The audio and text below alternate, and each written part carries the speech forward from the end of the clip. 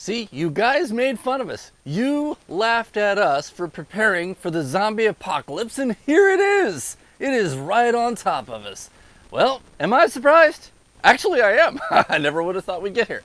Okay, so it's not the zombie apocalypse, but for today, let's pretend that this coronavirus that's got society up in upheaval, it converts to something a little bit more nefarious. So it turns into the zombie virus. That is, everybody who dies from coronavirus gets, or dies with the coronavirus, turns into a zombie and comes after us. What are we gonna do? Are you ready? Let's talk about that.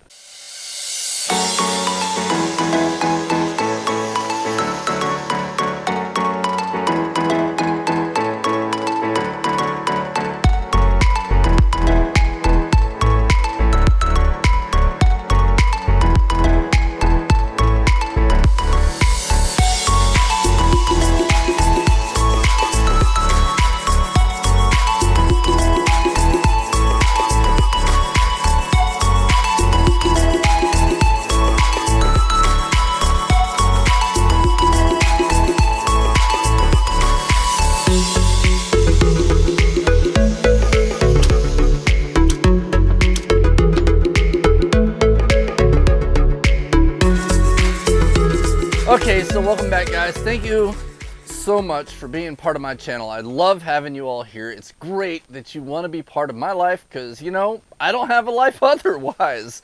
A lot of you know that I'm immunodeficient, that I have an immune disease that resulted from all of my cancer treatments.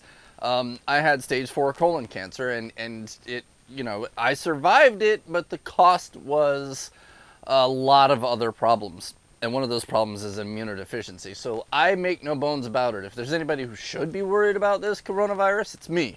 But I'm not, okay? And we're going to talk a little bit about that as we go through. But, you know, there's so much tension, so much pressure, there's so much chaos in the world today that I thought it would be a little bit more fun if we just kind of go down this path and have a little entertainment.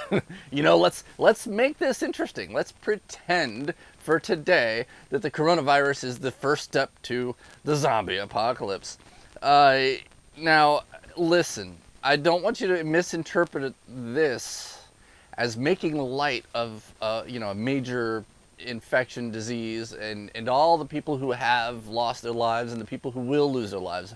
I'm not making light of that any more than I make light of cancer. I went through it, as you know, and I watched everybody who was in my ward with me, everybody who was diagnosed at the same time with the same level of cancer that I had, they're all dead. And I watched them die as I made friends with them leading up to those days. So I've been through it. I do know what it feels like. I've lost a lot of family to cancer, but I still make light of it. And I do that so that I can cope with the reality of it. And in this situation, I think maybe that's good for us. If it's not, then turn this video off. Watch my other videos. They're a little bit less this, but I don't want you guys to get butthurt. I don't want you to get upset. I don't want you to feel like I'm just cavalier about this whole thing. I'm just doing this so that people who are stressing over it can cope, okay? So let's not misinterpret what I'm doing here. There's nothing malicious. I'm not suggesting that we go out and shoot people with coronavirus. My God, don't turn it into that, because that's not this. This is just some Hollywood goofiness, okay? So first we got to lay out some rules. You know, what kind of zombies are we talking about? Well, I'm thinking pretty much the Hollywood zombie. They move very slow, right? So, you know, they're crippled, they're barely functional. The only thing they can think about is eating, and the only thing they want to eat is human brains, which I think is an absurd idea, but we'll go with it. So they like human brains, they move slow, they have to be physically incapacitated, or their cerebral cortex has to be knocked out. So even a headshot that doesn't hit the cortex will not kill them, okay? So, you know, they need that spine severed, they need, you know, the apricot destroyed, they need a leg cut off, an arm cut off, well, a leg cut off, so that you can stop them from pursuit, right, from pursuing you. So the next thing that you have to think about then is how is it contracted? Well, right now the coronavirus is airborne. At least that's what they're telling us. I don't know. I'm not a scientist. Well, not that kind of a scientist anyway. So I don't think, I think that would be iffy on the whole zombie thing. I think that the way it would have to be is transmission of bodily fluids. So a bite that penetrates the skin would be, a penetration of, or excuse me, a transmission of bodily fluid, or a cough on you would be, blood splatter, anything that you touch that they've touched that could, transmit any other bacteria would transmit this virus. So those are the rules. You got it? You with me? All right, now that we're through all the administrative nonsense, let's talk about this. What are we gonna do? Well, do you have your bug out kit ready? You probably shouldn't be thinking bug out in this scenario, because let's be honest, you're safest at home. You don't want to get out where everybody is in this scenario. We're not talking about, hordes of people who are thinking about breaking into your home to take things from you. We're thinking about hungry animals at this point. You got to think of them as dogs that aren't smart enough to pick a lock or break into your home. That, they may try and force their way through a window or something, so you'd have to consider, a certain amount of defense. But this isn't like the, other end of the world scenarios where there will be roving mobs of people looking for supplies. Yes, that will happen to a certain degree, but at the same time, the fear of what could happen to them in that process will really weigh down a lot more people than you think it will. A lot of people will just, if they're gonna do this, they're gonna be a lot more quiet about it than they are in the movies. It's not like they're just gonna run around in giant mobs and tear things apart. I don't think that's how it's gonna work, because they'll all get sick. So, for our scenario, our concern is defending against zombies, right? Not the people that are trying to take advantage of you. I think this is just going to be more fun in terms of, how do you defeat zombies? Well, you could say body armor is good. Body armor would probably be a good idea. Why? Body armor doesn't stop them from getting bodily fluids on you. You're right, but here's the way I look at it. If I'm wearing body armor and I become a zombie, the people who are shooting at me are going to have to work harder, aren't they? That's right. Because even if I'm on the zombie team, I don't know what team I'm going to be on. For all I know, I'll turn into a zombie next week. I want to be protected, dude. I want to be a zombie who gets to eat the brains, right? So, body armor for when you turn, so that you can still survive as a zombie. Nobody ever thinks about that side, do they? Because obviously you're not going to be able to use weapons as a zombie. But let's say you don't turn to a zombie. So now how do you kill the zombies? What's the best weapon? Well, there's the long term and the short term. We look at the short term. Guns, right? Grenade launchers. Things that, mass casualties from a distance. That's a great idea. In the long term, you run out of ammo eventually. If you survive and survive and survive and continue to survive, it doesn't matter how much ammo you have stacked up. If we're talking about these kinds of numbers of zombies, then you're probably going to shoot yourself out of ammo. So in the long term, I don't think anybody would argue that, machete, something you can take that head off with, because that's effectively, you're going to have to take a leg off or a head off to stop them. And this assumes you've already done everything you can defensively. But you never know who's going to catch it, or if it does become airborne, or what's going to happen there. So yeah, you're going to want something that in the long term, an axe, I don't know about an axe, because with an axe, have you ever tried cutting a cow's head off with an axe? A cow that's running from you? An axe is kind of hard to wield for that kind of a situation. Just throwing it at it and lodging it into its brain isn't going to stop it.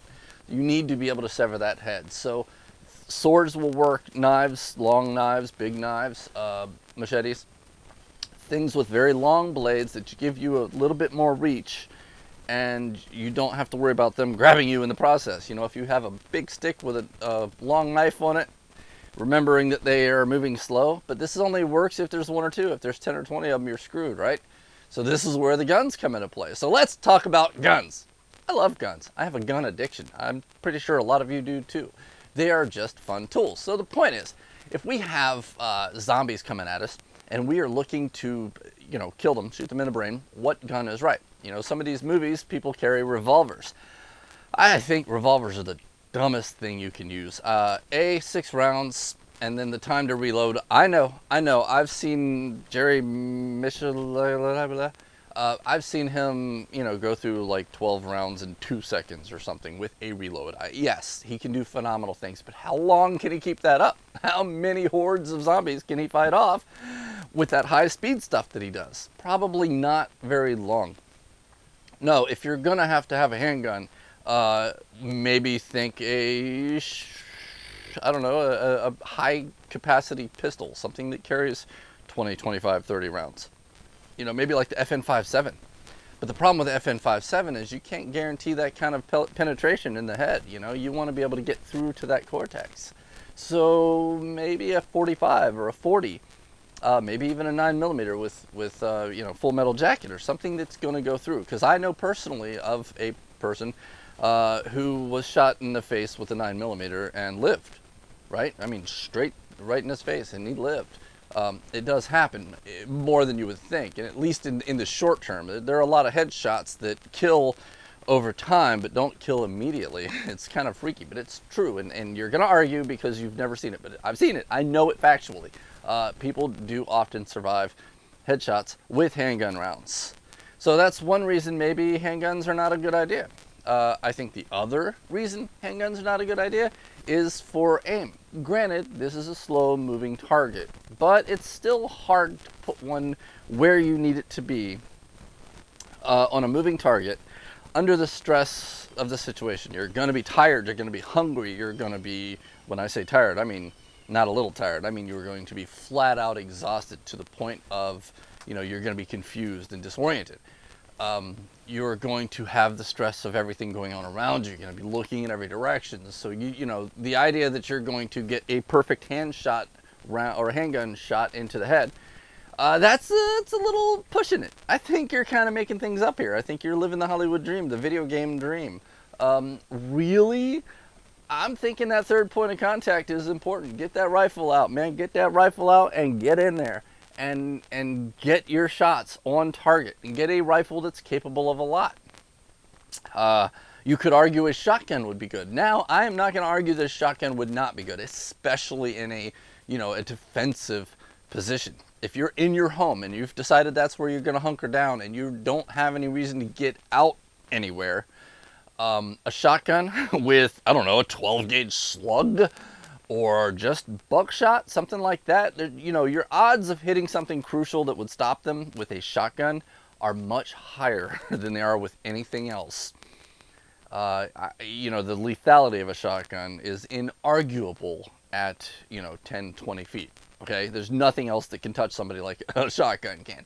So in terms of the zombie, yeah, you're probably best off getting yourself some of those zombie rounds for your shotgun. And in handling it that way, because the advantage of being at home is that you can have stockpiles of shotgun ammo at your side. The problem now into shotguns is 5, 6, 7 rounds, maybe 10, depending on what you have. You start getting into a little problem here, don't you? Because if you have to do this whole reload thing, it's gonna take a few and you're gonna need somebody else shooting while you're doing that. I could argue that the magazine-fed shotgun might be better, but my personal experience with magazine-fed shotguns has been not pleasant. I've had more problems with those things, loading problems with those things than anything else I've ever shot. Shotguns just, I don't know. I know that they work most of the time. There are a lot of good ones out there, but my experience has been that they do fail more than anything else. And I don't want that kind of failure when the zombie's about to eat my brains. You feel me? So, we're back to rifle. We're just back to rifle. Now, what's the ideal rifle for zombie? Obviously a bolt gun, I don't think is a good idea. You could argue that like a sniper style bolt gun will keep them away because you're catching them at a distance and you're piling bodies at a distance, but you're not having to, you're not needing to reload and shoot fast because you're not letting them get close to your home. The problem I have with that is, A, you have to make sure you've identified them as an actual threat. At a distance, sometimes a zombie might look like a regular person, and you might think that a regular person's a zombie. You probably ought not be shooting the last few people and turning them into zombies, right? You need whatever help you can get.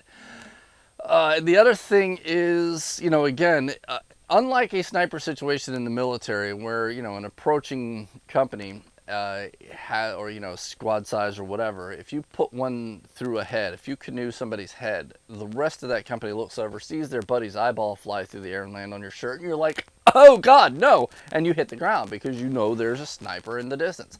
Zombies don't care. They'll just come running. Now, granted, we've talked about them moving slow, but still, you know, 10, 20, 30 zombies together in a horde, I don't know. I don't feel like a sniper rifle is really the best thing to go, at least at that level. Now, if you're talking about like a designated marksman rifle, DMR, with a, you know, 30-round magazine and accurate out to 1,000 yards or whatever, like your AR-10s or, you know, your AR-15s chambered in higher caliber rounds, like the Grendels and all that, okay, you might have a good argument there. You know, I think that probably is your best bet, is something that, you know, you can get out a little bit with, but you have enough capacity and control that you can hit them at close range. AR-15s, look, I got to be honest with you, the 223, I think, is substandard for a zombie. I do. Now, again, remember, we're not talking about tissue damage. We're not talking about a living human. We're talking about a zombie who's basically running on brain power. So, you know, you're not blowing a leg off with an AR-15. You're not, you know, the meat is presumably somewhat rotted, so you're not getting anywhere near the cavitation you would get with a living human. You're not severing a head. You know, an AR-15 may or may not sail through somebody's face and into the cortex. It's possible, but I'm not going to count on it. Or at least the 223, 5.56 round. There are good rounds out there. There are the rapid expansions and all that, and there are probably arguments for those, and okay, I'll hear those arguments, and I'm still not sold, though. You know, I'm going back to maybe the 6.5 Grendel, you know, or a 6.5 SPC with a rapid expansion round. Something a little bigger would be a better start, I would think. Now, granted, you lose a touch of capacity with your, you know, 6mm plus rounds, but you gain kill power with them, so, you know, and there's also the argument that something like that's going to get through more things before it hits them. That's a good argument too. I'll hear that argument. So, you know, something like that maybe. I don't know. You know, what do you think? What do you think would be the best round to kill a zombie? Put that in the comments. I want to see what you guys think. I'll do another video and I'll feature more guns, and we'll actually do some testing on some, you know, rotted fruits and stuff, and see what would work best for a zombie. So give me your ideas, and we'll come back and do a part 2 of this video. What do you think? Hey guys, thank you so much for having a little fun with me today. Probably not my best video, but I'm bored and I'm trying to have fun. Okay, so love you. See you on the other side.